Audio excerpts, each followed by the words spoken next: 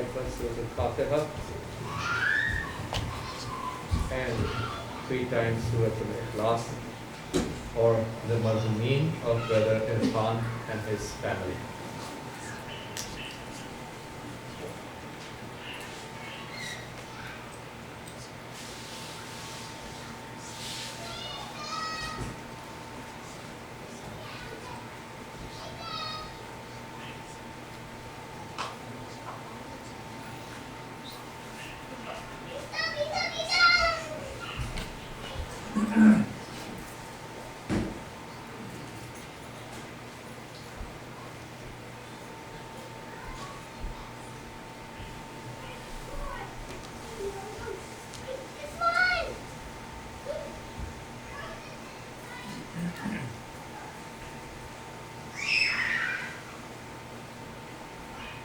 أعوذ بالله من الشيطان الرجيم بسم الله الرحمن الرحيم الحمد لله الذي ليس لأوليته ابتداء ولا لأزليته انقضاء وانحصرت الأوصاف عن كنه معرفته ورضعت عظمته العقول والذي لا تواري عنه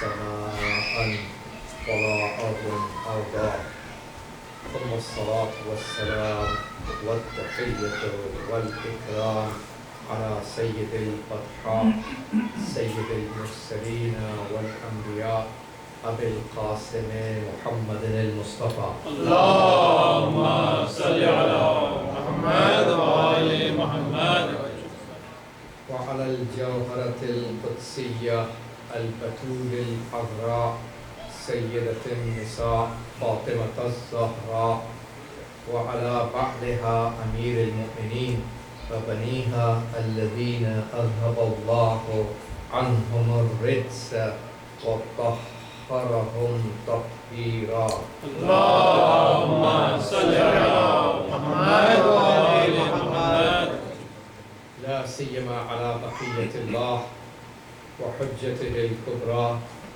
الذي بيمنه رزق الورى وبوجوده ثبتت الأرض والسماء ولولاه لصاحت الأرض بأهلها واللعنة الدائمة على أعدائهم أجمعين من حين عداوتهم إلى قيام يوم الدين أما بعد فقد قال الله تبارك وتعالى في كتابه الكريم ربنا لا تزغ قلوبنا بعد إذ هديتنا وهب لنا من لدنك رحمة إنك أنت الوهاب وقال الإمام السجاد عليه الصلاة والسلام اللهم اختم بعفوك أجلي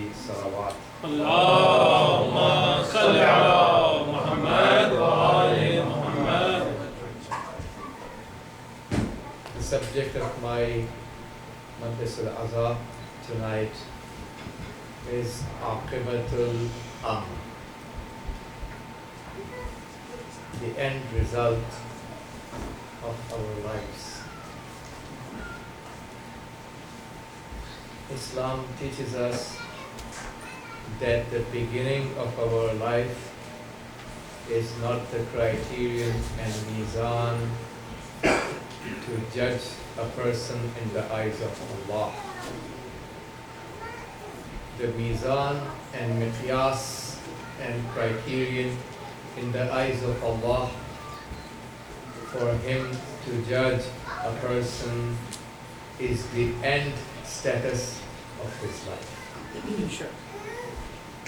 So in several du'as we learn Allahumma ij'al awaqiba umurina khayra.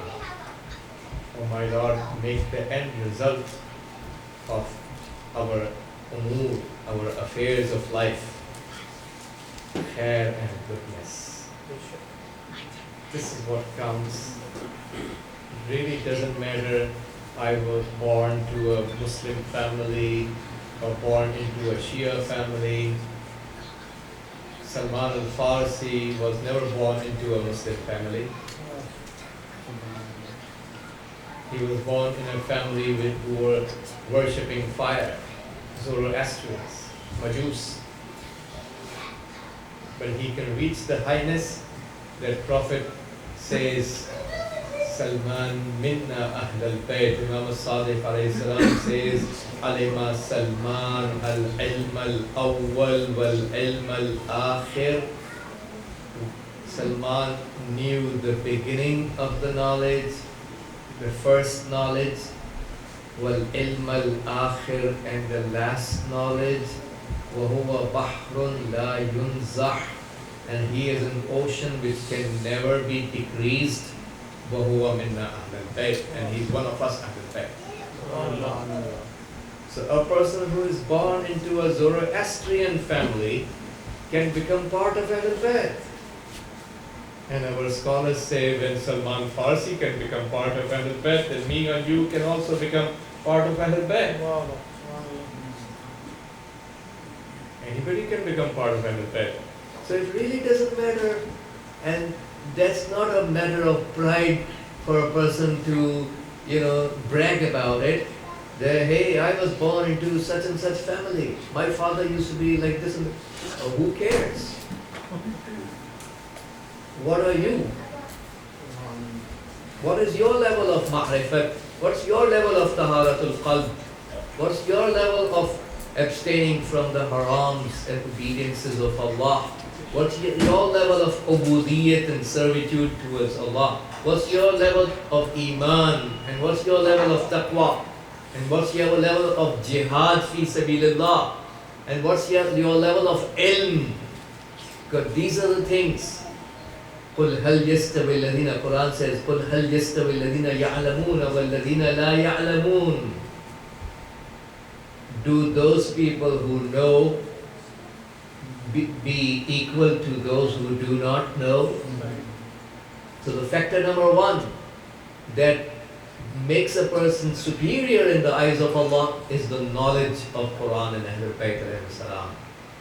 The factor number two is jihad fi sabilillah that makes us superior in the eyes of Allah, because Allah says in the Holy Quran, فَضَّلَ اللَّهُ الْمُجَاهِدِينَ عَلَى الْقَاعِدِينَ أَجْرًا عَظِيمًا. Allah gave fadilat and superiority to those who are mujahid, عَلَى الْقَاعِدِينَ, on those people who are sitting. أَجْرًا عَظِيمًا, huge reward, عظيم, great reward. So jihad fi sabilillah is the factor number one that makes us, factor number two that makes us superior in the eyes of the Holy Quran. The factor number three that makes us superior is our level of iman. Salman Farsi belongs to the 10th level of iman, so he becomes part of Ahlul Bayt. Abu Zar al-Ghafari belongs to the 9th level of iman, right? And Miqdad ibn al-Aswad al-Kindi belongs to the 8th level of iman, and Ammar ibn al-Yasir belongs to the 7th level of iman. So it's the level of iman that counts in the eyes of Allah. And the difference between the 10th level of iman of Salman Farsi and the 9th level of iman of Abu Dhar is so huge that Imam Ali has said, and this hadith is narrated in Masabihul Anwar. I keep on mentioning the references of the hadith, so we educate our youth, educate our community, so they keep on asking the orators, the scholars about the references of the hadith, so that this flow of disinformation is stopped in our community. Enough is enough. Lots of disinformation have been floating around because nobody bothers to verify. Right? We need to build the academic and scholarly mentality, research mentality in our community, in our youth.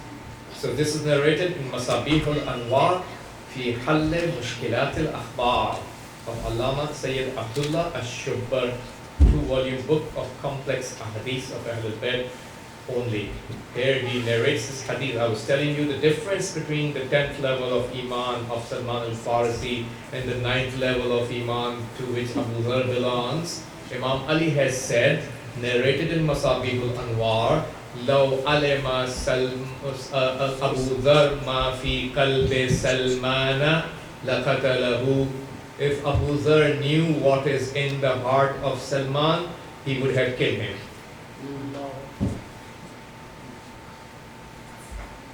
Sadaqa Amir al-Mu'mineen alayhi salam. Certainly he said the truth and nothing but the truth. This is the difference between the 9th level of Iman and the 10th. Forget about the first level of Iman and the 10th level of Iman. It's like, poles apart. ज़मीन से आसमान का फ़र्क भी शायद कम होगा और 10वें और पहले दर्जे का फ़र्क भी ज़्यादा होगा. In English we say it's poles apart. That's how we say in English. We don't have any other expression. Right? Diametrically opposites. So, and some of the scholars interpreted this hadith of Imam Ali alayhi salam that ihtimal, the second ihtimal and probabilities, that what Imam Ali means, ma fi qalbi Salman is the fa'il of the verb called qatala, he would have killed. That means if Abu Dhar learned about those knowledges, the level of ma'rifat of Salman which is found in his heart, those knowledges and level of ma'rifat of Salman is impossible to be digested by Abu Dhar. Hence those knowledges and level of ma'rifat would have killed Salman. Abu Dhar could not digest that. Those level of ma'rifat of Salman would have killed Abu Dhar.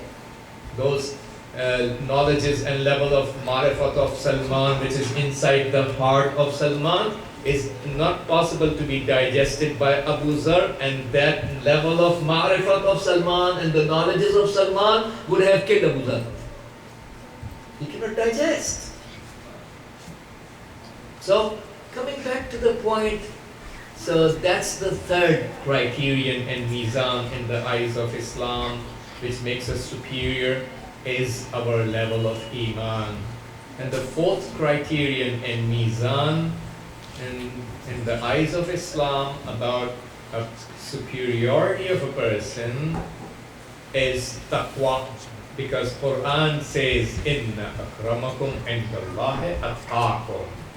The most honorable among you in the eyes of Allah is atqakum, the one who has more taqwa. So taqwa and piety is the mizan and criterion number 4 and the last mizan of Islam. So what makes us superior one from the other is A, our level of knowledge of Quran and Ahlul Bayt, B, our level of jihad fi sabilillah, and C, our level of Iman, and D, our level of taqwa. There is no mention in Quran and Hadith about me feeling proud over I'm born to such and such father and mother. That doesn't make me superior. If they were good, if they were great people, then they are closer to Allah. Correct? But that doesn't make me superior. Son of Prophet Nuh was born from Prophet Nuh's lineage, and Prophet Nuh is one of the 5 greatest Ulul Azm messengers of Allah. But the son of Nuh is a kafir. So father and mother, whatever they may be, is not going to make me superior. Right? So let's adjust our mentality. Let's build some academic and scholarly vision and views and viewpoints. So the Islamic world view. In Farsi we say Jahan Biniye Islami. Islamic, 99% of all our Mujtahids are Iranians. Have been like this and are still Iranians. Jahan Biniye Islami, Islamic world view.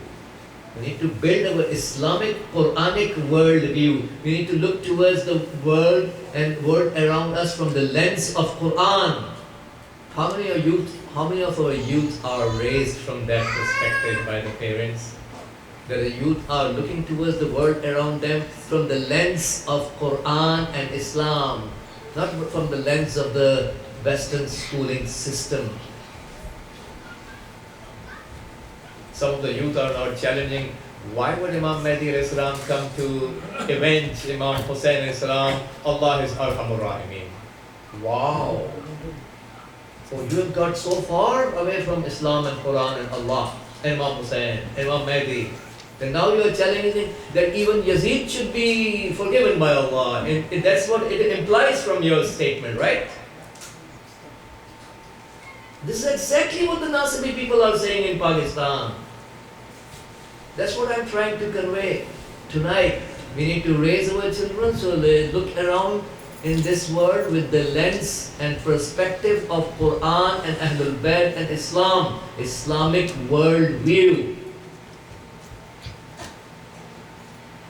So, coming back to the point I was saying is that it really doesn't matter I was born to which father. If he was great, it belongs to greatness, and azamat is his, not mine. That's not going to save me. If the father of a person was bad, that's not going to hurt me. So there is no need for a person to bring up his father and mother when we are talking about aqibatul umur. Oh, I belong to such a family. This is exactly what they were doing in front of Rasulullah. And Salman Farsi was present. Each of those companions were mentioning, I am the son of this and this guy. I am the son of such and such guy. I am son of this guy. I am this and that. Finally, the return came to Salman, and these companions asked Salman, oh, Salman, why don't you introduce yourself to us? And Salman said, Kunto Dalan Fahadani Allahu bi Muhammad sallallahu alayhi wa sallam.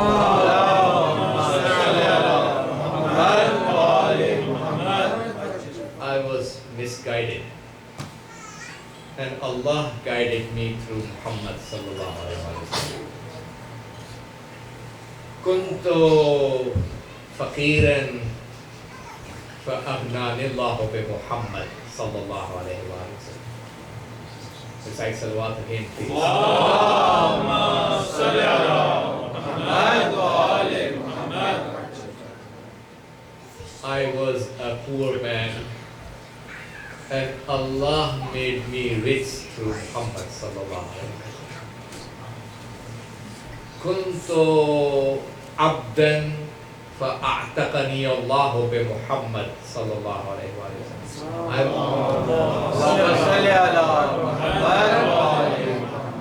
I was a slave, and Allah set me free through Muhammad sallallahu alayhi wa sallam. That's true. He was sold 2 times.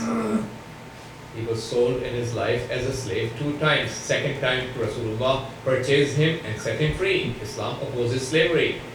Islam eradicated it with wisdom. So, he is right. I was a slave. Allah set me free through Muhammad sallallahu alayhi wa sallam. And then he said, Hada ana ibn al-Islam, Hada hasabi wa nasabi, ana ibn al-Islam. This is my hasab and nasab and lineage, and I am the son of Islam. This is where Rasulullah said, historically speaking, and chronological sequence of the hadith, this is where the Prophet said, Salman minna ahlul bayt. The hadith came at that occasion. How many people are still feeling proud of their families and their fathers and mothers without feeling proud of the full Quranic reasons, for Islamic reasons, because we don't have the Islamic worldview. 50 साल के हो गए, 60 साल के हो गए, जाहिल के जाहिल ही रहे, कुरान की जहान बीनी सीख ही ना पाए. जाहिलियत के अंदाज से, जाहिलियत के ज़माने में लोग जिन चीज़ों पर अकड़ते थे, उन्हीं चीज़ों पर आज तक अकड़े चले जा रहे हैं.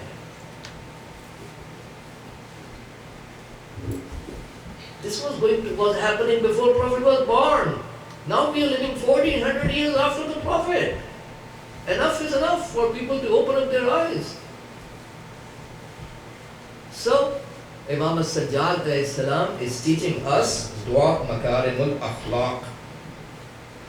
اختم بعفوك أجلي. End my life, the fixed time of my death should happen with your af and forgiveness. That should be the end of my life, akibat of my life. It's the akibat that counts. What are the last breath that I take from at the time of departing this dunya? Did I manage to protect my iman over the walayat of Ahlul Bayt? And did I manage to protect my taqwa till the last breath of my life? I was supporting so many tawuts, sympathizing with their policies, inclined in my heart towards the zalimeen, justifying their policies. Some of these are people even sending their children into the armies of the zalimeen, right? These are live issues. I'm not talking theoretical matters. These are live issues going on in the Western world. So, can we manage to protect our iman and taqwa till the last breath of our life?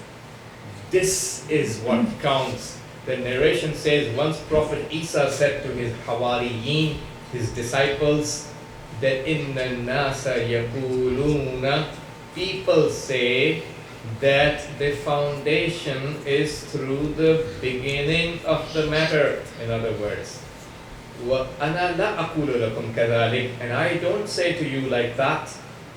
He says that the asas and foundation إِنَّ آخِرَ حَجَرٍ يَضَعُهُ الْعَاقِلُ هُوَ الْأَسَاسِ. The last stone that the aqil and intellectual person places is the foundation. Upside down criteria of some people. Prophet Isa is teaching us, obviously this hadith is narrated by Ahlul Bayt alayhi salam. We were not there in the time of Prophet Isa, right? All these statements, what Prophet Musa said, what Prophet Isa said, what Prophet Ibrahim said, what Prophet Nuh said, all these things are either in Quran or in the hadith. We were not there to learn directly from them, right?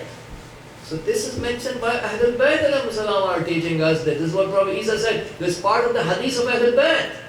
So they are teaching us the foundation of the life of an individual is based on the last stone. That means what's your status at the last breath of your life? So this is where you look at the Holy Quran. Our scholars of akhlaq say one of the, and I would like to mention this one point tonight. There are several points which are related to the discussion of aqibatul amr, maybe some other time. So one of the sins that causes a person to destroy his aqibatul amr and not to die on the iman is zulm and oppression. If we are engaged in zulm and oppression without doing tawbah, this is something that Allah does not forgive. When a person is going to die, in the last breath of his life, aqibatul amr, end result of his life is not going to be on the faith. ثُمَّ بَعَثْنَا مِنْ بَعْدِهِمْ مُوسَى بِآيَاتِنَا. Allah subhanahu wa ta'ala says, Surah Al-A'raf, and then we sent after them, that means after the previous prophets, we sent Musa بِآيَاتِنَا with our signs, إِلَى فِرْعَوْنَ وَمَلَئِهِ, towards Fir'aun and his higher ups. Mala in Arabic means filling, something that literally speaking fills up. Fills up is used that whenever you look for those higher up people, those elite class, those commanders, those higher officers who are always visible in every gathering, those are present next to Fir'aun. So those always fill up the eyes of the viewers. In Arabic we call them mala, means the elite commanders of a person who are always next to the person, next to the king. They are called mala. So we sent Prophet Musa after the previous prophets. ثُمَّ بَعَثْنَا مِنْ بَعْدِهِمْ مُوسَى بِآيَاتِنَا. We sent him with our signs. إلى فرعون وملئه, towards Fir'aun and his mala. And فَظَلَمُوا بِهَا, they did zulm towards our ayat and signs. What happens when somebody does zulm towards the signs of Allah? فَانظُرْ كَيْفَ كَانَ عَاقِبَةُ الْمُفْسِدِينَ. Now look what is the end result of those who spread fasad and mischievous people. Quran is full of these examples. Obviously, I'm not going to tell you all the verses, there's few of them. And second verse from Surah Al-Anbiya says, وَكَمْ قَصَمْنَا مِنْ قَرْيَةٍ كَانَتْ ظَالِمَةً. And how much we have taken the revenge. وَكَمْ قَصَمْنَا. How much we have taken the revenge. We have taken the revenge from those towns. من قرية كانت ظالمة. Any population concentration that was ظالم. That's ظالمة. وأنشأنا بعدها قوما آخرين. And so we destroyed them. How much we destroyed? Different population concentrations because they were zalim. And we replaced, in place of them, we replaced them with other ones. Some of the verses of Quran says that neither the sky, the heaven cried over them, nor the earth cried over them. Quran is full of these situations. So, brothers and sisters, it's extremely important for a mu'min to remember that Islam teaches us to, like I said, I'm going to talk about only one factor that causes destruction of our aqibatul amr, end result of our life, and then only one factor can be mentioned tonight, which is dhulm. And dhulm in all of its types is condemned and haram in Islam. And if we die without doing tawbah, our end result is doomed. You remember, it can be in the personal matters, it can be in the social and political affairs of Islam. So Ali ibn Yaqteen was the wazir and deputy of Harun al-Rashid. Before I come to Ali ibn Yaqteen, let's visualize for a moment the expanse of the empire of Harun al-Rashid, starting from Spain to Morocco, Algeria, Tunis, Libya, Tunis, Algeria, Egypt, today's Palestine, Saudi Arabia, Syria, Turkey, and today's Iran, Afghanistan, parts of Kazakhstan, Turkmenistan, Tajikistan, Kyrgyzstan, all included in that. Huge empire. And now Ali ibn Yaqteen is serving as second in command to Harun al-Rashid. लोगों के पास तो छोटा छोटा ओहदा आ जाता है, फिर उनकी अकड़ देखिए आप, उनके बात करने का अंदाज बदल जाता है थोड़ा सा मनसब लेने के बाद। ये हमारे सुन्नी भाइयों की किताब है कंजुल उम्माल, उसकी हदीस है कि कुछ लोग, some people came to the Holy Prophet and said, in the time when Prophet established the first Islamic government in Medina, and so some people, this is narrated in Kanzul Ummar, some people came to the Holy Prophet and said, Ala tasta'miluna ya Rasulullah, are you not going to give any position to us, ya Rasulullah, in the Islamic government of his? Prophet said, we do not give positions to those who demand it. Wow, what is the wisdom of Rasulullah? Subhanallah. जो कोई भी हमसे ओहदा आके मांगता है, हम उसे देते ही नहीं है। ओहदा मांगने वालों को हम कभी ओहदा देते ही नहीं हैं। हमारी जाने कुर्बान रसूलुल्लाह की हिकमत पर। यहाँ क्या कैफियतें चल रही हैं माशरे में? लोगों को ओहदा न मिले तो नाराज हो जाते हैं, काम करने के लिए तैयार नहीं है अगर ओहदा ना रहे। तो मैं आपकी खिदमत में अर्ज कर रहा था कि अली इब्न यकीन was working as the deputy and second in charge to the huge empire of Harun Rashid with the izn and permission of Imam al-Kadhim alayhi salam, the Mawla and Wali of his time. Working in the darbar of Taghut is Gunah-e-Kabira, bigger sin and haram. Based on Hukmun Sanawi, the secondary ruling. So if water is harmful, we do tayammum, that's secondary ruling, right? Based on the secondary ruling, it's allowed to work for the Taghut with the izn of the Wali of the time. Izn in Arabic means the prior permission. There's a difference between izn and ijaza. Ijaza in Arabic can apply. You do an action, and after doing the action, then you come to somebody and you seek permission after your action. In that case, you will use the word ijaza in Arabic, not the word izn. He was working with the izn of the imam, means the prior permission. And this is what is frequently used by some people to justify, we want to support this party, you want to go with that party, you want to join this department and that department, and they always, lots of people are misusing the name of Ali ibn Yaqteen and say, well, Ali ibn Yaqteen also used to work with Harun Rashid, so what's wrong with us? Well, Ali ibn Yaqteen was working with the izn of Imam al-Kadhim alayhi salam, izn of the Wali and Mawla. Do you have the izn of the Wali and Mawla of today? Then who gave you the license to take the law of Islam in your hand and play with it? Let's go by the books. So coming back to the point, Ali ibn Yaqteen was working with the izn of Imam al-Kadhim alayhi salam, so his job was allowed. Not a single Shia was in the prison of Harun Rashid. Look at what he was delivering. What justifies his job? How much he was delivering.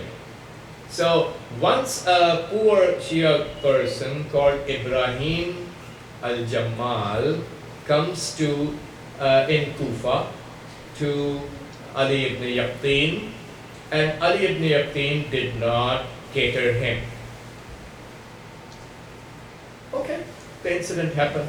After a while, the time of Hajj came. Ali ibn Yaqteen, all the way from Iraq, went to Makkah for Hajj, and after the Hajj, it's always mustahab to go for the ziyarat of the Imam of your time.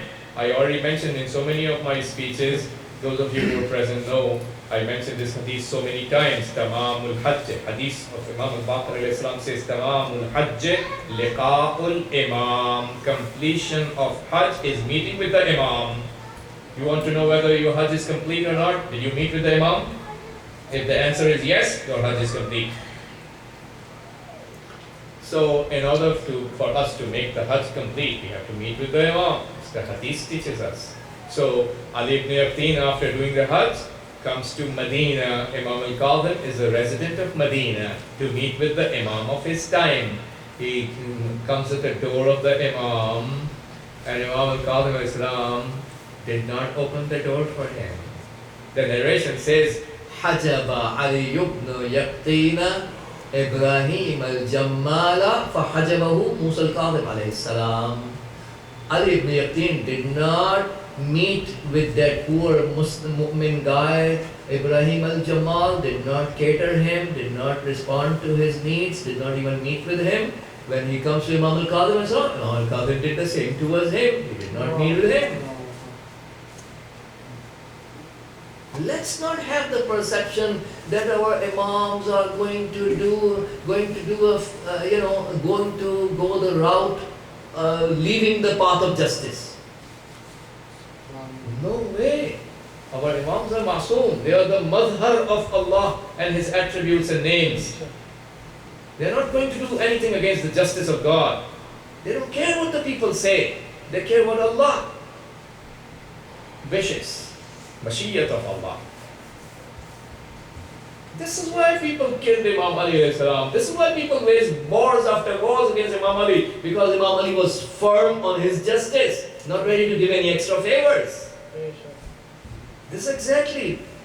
they opposed Imam Ali. Imam Ali was not opposed because of his zulm, na'udhu billah. He was opposed because of his justice. People were not ready to digest the justice of Imam Ali alayhi salam. They wanted extra favors. So Imam al-Qadim alayhi salam did not even forget about talking, did not even open the door for Ibrahim al-Jammar. He said, Ya Rasulullah, I came for your ziyarat all the way. Imam al-Qadim alayhi salam said, Ibrahim al-Jammar came to you and you did not. He reminded him of what he did towards Ibrahim al-Jammar, did not meet with him, right? Didn't, listen to what he was asking. So demand of one mu'min was not fulfilled by the wazir of Harun, who is working the haram job that converts into a halal job because of the wali's permission. If he fails to fulfill the hajat and need of one mu'min brother, Imam al-Qadim is not ready to meet with him. And he realized, I did wrong. He said, Ya Rasulullah, right now I'm in Medina, what can I do? I understand I did wrong, I apologize. But right now I'm in Medina, Ibrahim lives in Kufa in Iraq. It's far, far away. In those days, obviously there were no bullet trains or airplanes, right? Imam al-Qadim asked him, first thing first. No one can mess up with the justice of God and the prioritization of Allah subhanahu wa ta'ala. Imam al-Qadim asked him to go to the graveyard of Baqi, and at that point he's going to find a camel waiting for him, and that camel is going to take him miraculously with tayyul ard, with the squeezing up of earth, miraculously to Kufa. Go right now to the graveyard of Baqi and you will find a camel. That camel is going to take you to Kufa. And go and apologize to Ibrahim al-Jamal right now. May our souls be sacrificed for the justice of Imam al-Qadim alayhi salam.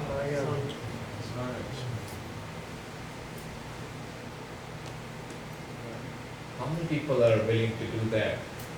Ali ibn Yatim was muttaqi person. He had the fear of Allah. Sometimes we humans make mistakes. We are not masoom. But it's very good if a person is willing to do the tawbah. Because we care about aqibatul amr. If we engage in zulm, we are devastating our status at the last breath. Just like this lady came to Imam Sadiq that I have such and such illness, wa atibba al-Iraq yaqtarihun al-khamr ma'a-sabiq. And the doctors in Iraq have suggested me to take alcohol with such and such thing. Sabiq is one of those Arab foods. So the doctors in Iraq have suggested me to take alcohol. That's your treatment, that's your cure for your illness, along with the sabiq. But I know you, Ahlul Bayt, dislike alcohol. I haven't taken it yet, but I came to ask you, am I allowed to take alcohol for my treatment as the doctors suggested? Imam Salih said that La a'adhanu laki fi qatratin minhu. I'm not going to allow you about a drop of alcohol, for not even a drop of it.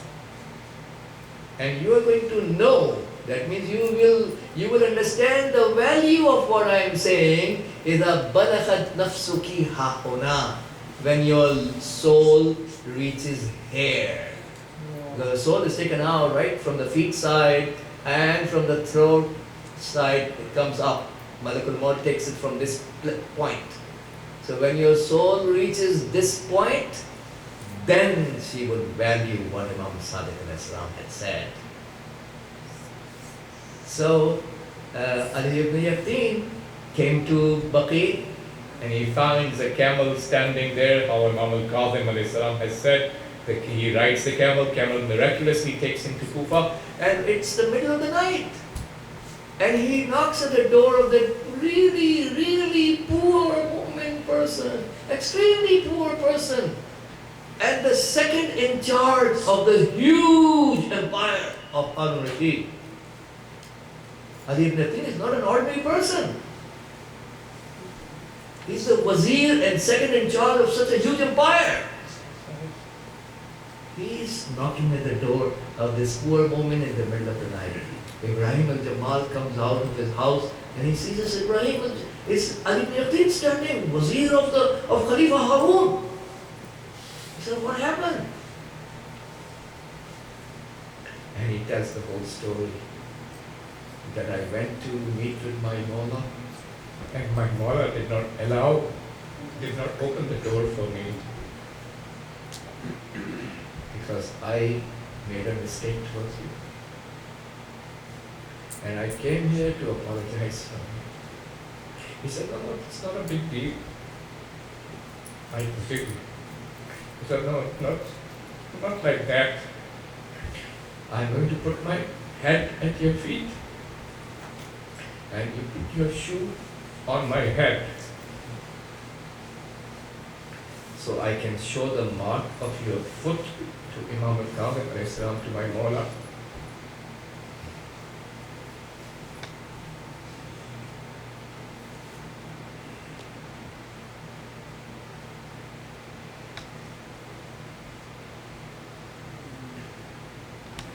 How many people understand the reality of taqwa?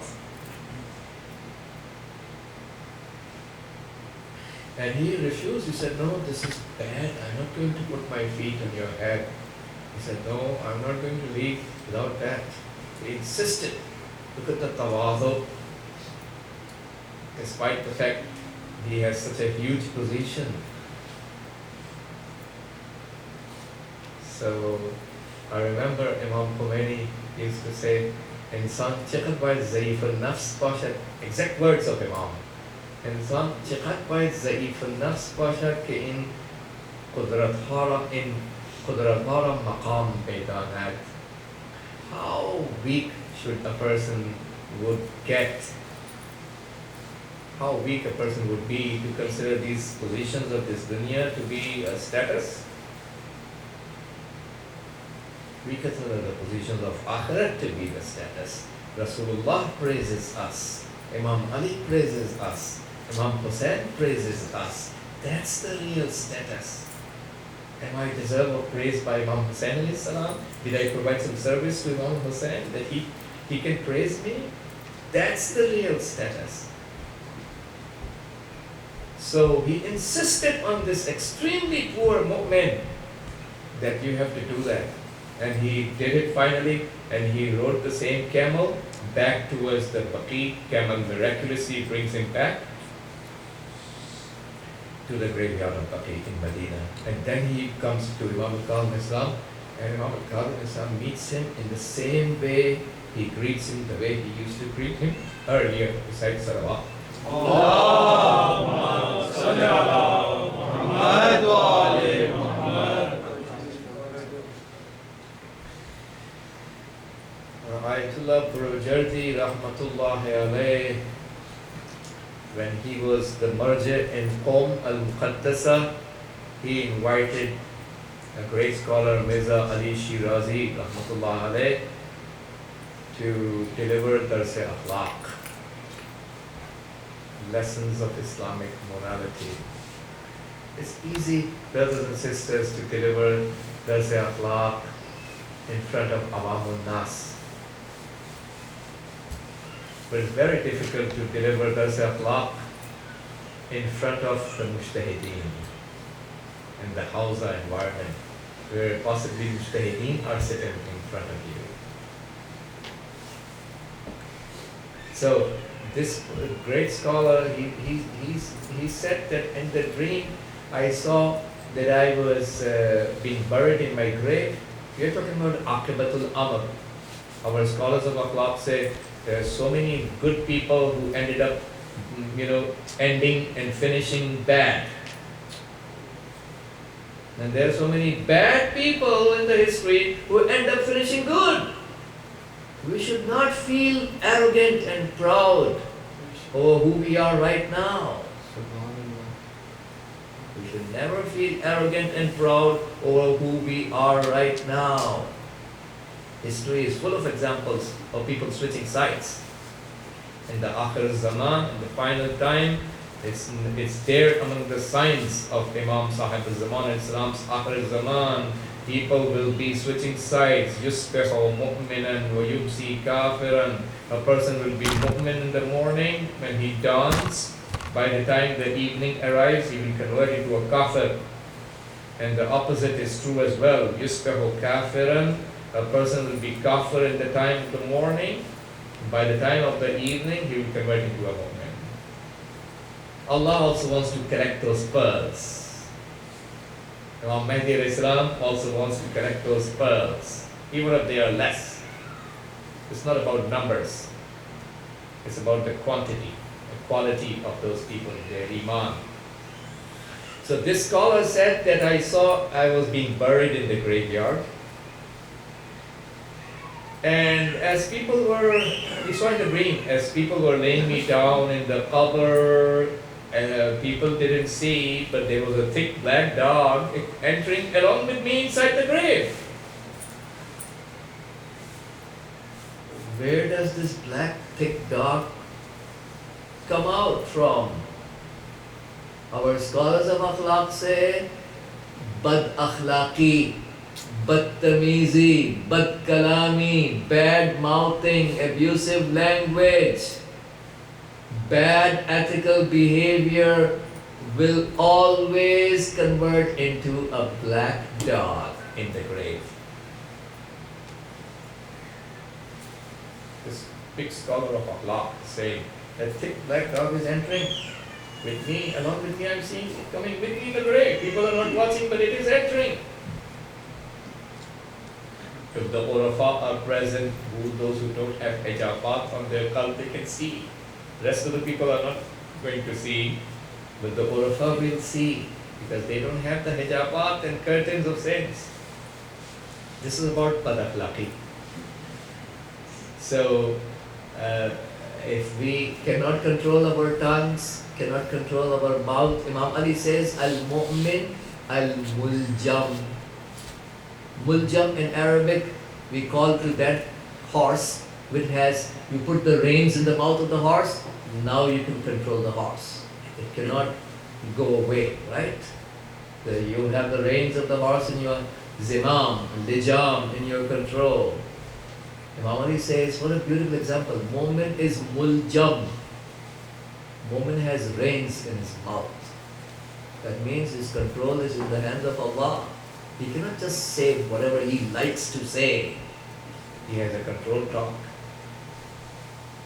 So zulm, any kind of zulm is going to devastate our last status of life.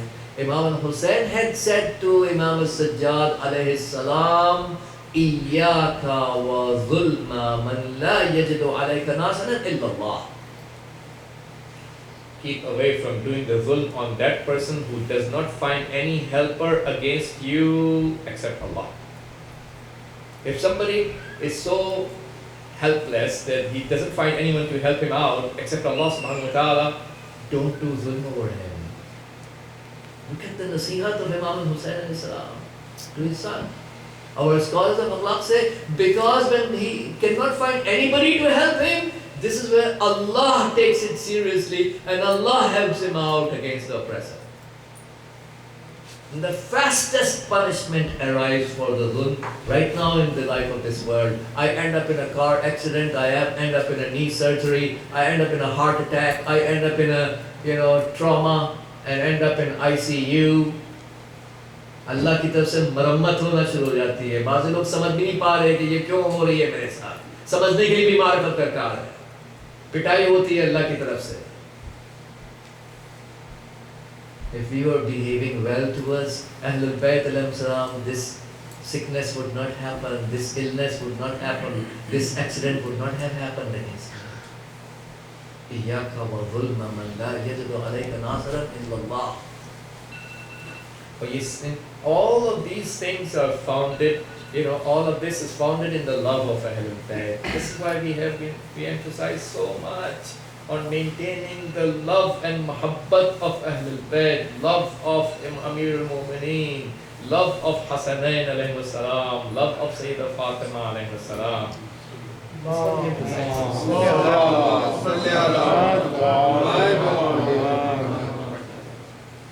This love was maintained, right? We should not support the Taghut and give the enemies and Yazids of today, enemies of Ahlul Bayt, superiority over Ahlul Bayt at any cost. If anybody does that, there is no room for his success. So, Hur ibn Yazid al-Riyahi managed to maintain the love of Imam Hussein in his heart. Love of Sayyidah Fatima alayhi salam in his heart. And that level of love, whatever level of love it was, managed to make him successful. Right? He stops Imam Hussein from moving forward, right? And this is insult. If you come in front of the Masoom and block his way, this is insult. Insult of Abi Abdullah Hussain. Imam Hussain said to him, Sakaratka ummuka ya Hur. May your mother sit in your sorrow. When the mother is going to sit in my sorrow? When I would die, right? In other words, what you did towards Hussein ibn Ali is so bad and evil that you better deserve to die. And your mother sits in your sorrow of death. And look at what Hur replies back to Imam Hussein. If your mother was not Fatima to Zahra, I would have said the same thing about her, but I cannot. She maintained the love and respect of Sayyidah Fatima in her heart. And this is what saved him. So throughout the night, we are talking about Aqibatul Amr. Some people have a bad past, but the end result, Aqibatul Amr of their life becomes good for certain reasons. And one of those is the love of Ahlul Bayt alayhi salam. He's moving around, he's not sleeping in the night before Ashura, and his servant comes and serves water to him, and he hits his hand over the glass of water and throws on the ground. The servant got anxious. What happened? He rushes to the son of Hur. The son of Hur comes and talks to his father. Dad, what's the issue with you? He grabs the hand of his son, and in the middle of the night he takes him to the khiyam and tents of Abi Abdullah al-Hussein, where there were voices of Al-Atash, Al-Atash, the thirst coming from those tents. You see, do you hear the voices of the children of Imam al-Hussein, children of Ahlul Bayt, Ahlul Haram? I am responsible for the thirst of Imam al-Hussein. How can Hur drink water? His love of Imam al-Hussein doesn't allow him to drink water. And he said to his son, tomorrow I am going to go and join Abi Abdullah al-Hussein to apologize and sacrifice my life for my Mawla. And the son said, okay, take me as well with you. Take me with you. And tomorrow morning comes and goes with his son towards Abi Abdullah al-Hussein. And we should all pray to Allah, Allahumma ij'al awaqiba umurina khaira. Oh my Lord, make the end result of my life on khair and goodness. Hur comes and the narration says, he drops himself over the feet of Abi Abdullah al-Hussein. And he says to Imam Hussein, قَدْ كَانَ مِنِّ الَّذِي كَانَ. Whatever happened from me has already happened. وَقَدْ أَتَيْتُكَ مُوَاسِيًا بِنَفْسِي. I came here to sacrifice my life for you. فَهَلْ تَرَى ذَلِكَ تَوْبَةً لِمَا كَانَ مِنِّي. If I sacrifice my life for you, my Mawla, do you consider my sacrifice to be considered as tawbah for what I did? And look at the karam and generosity of Imam al-Hussein. He didn't even mention the huge haram done by her. Did not even mention the crime done by her. He says a word in Arabic, inzil, which stands for what you say to your guest. That means, in other words, be our guest. Imam Hussein doesn't even mention the sin and crime of her. Look at the generosity of Abi Abdullah Hussein. When we do the tawbah, look at how kareem and karamat they show to us. And finally, Hur has raised his hand, and then he asked Imam al-Hussein for permission, the izn of jihad. Imam Hussein didn't allow her. How would Imam al-Hussein allow his guest to go? He just arrived to Imam al-Hussein. Finally, the permission was given to the son of Hur, and the son of Hur did his battle, and he falls down on the ground of Karbala. When Imam Hussein learned that his father Hur is about to go next to the ninth son, my Mawla didn't let him go. Instead, Imam Hussein goes himself. My Mawla goes himself next to the son of Hur. Look at the generosity of Abi Abdullah Hussein. And finally, when Hur gets the permission and he does his battle, when he falls down, his head was facing towards the tent of Imam al-Hussein. The Arbab al-Maqatil, the books of Maqatil have written that ihtimalan maybe Hur was thinking, I don't know whether I was really forgiven for such a big crime that I have done against Imam al-Hussein. And in those moments, he finds somebody comes and lifts his head in his lap, and this was Imam al-Hussein. Imam al-Hussein coming next to her, lifting the head of her in his lap. And Imam al-Hussein had said to her, Anta hur kama sammatka ummuka. You are a free man. Hur in Arabic means a free person. You are a free person, the way your mother named you. Anta hur fi dunya wal akhirah. You are a free man in dunya and akhirah. This is a guarantee given by Imam al-Hussein. And then there was blood coming out from the forehead of Hur, and Imam al-Hussein's generosity cannot tolerate for his guest to be in that sort of pain and suffering. He takes the handkerchief of Sayyidah Fatima, his mother, and ties up over the forehead of Hur. We congratulate you, O Hur, for such a huge gift that Imam al-Hussein has given you. The handkerchief of Sayyidah Fatima alayhi salam, tied by Imam al-Hussein over your forehead. I would like to say to my Mawla, after a short while, they will be throwing a three-pointed arrow over the neck of Ali Asghar. My Mawla, what are you going to tie up on the neck of Ali Asghar at that time?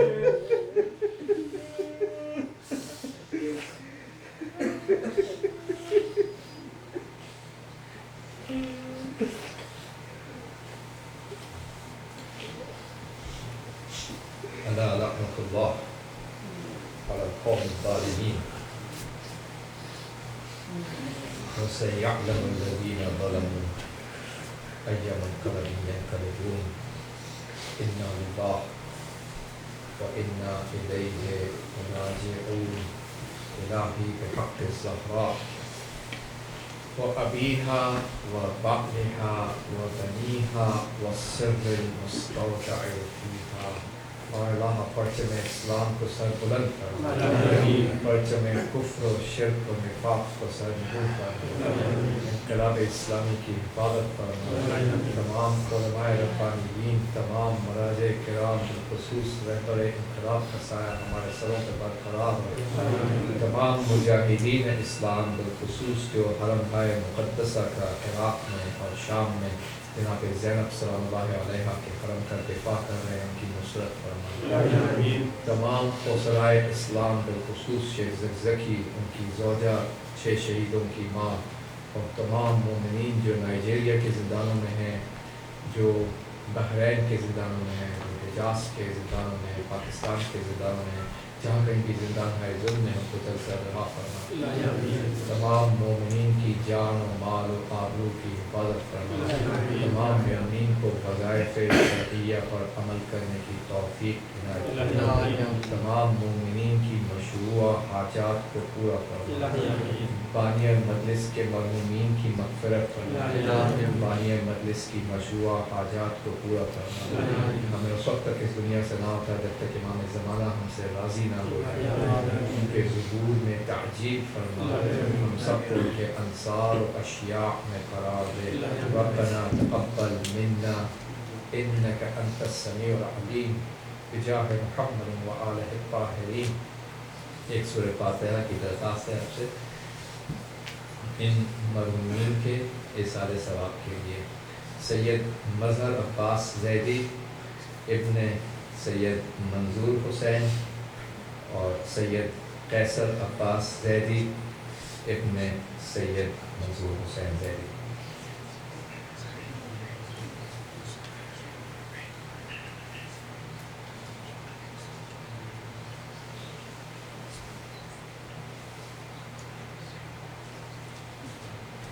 या हुसैन या हुसैन या हुसैन या हुसैन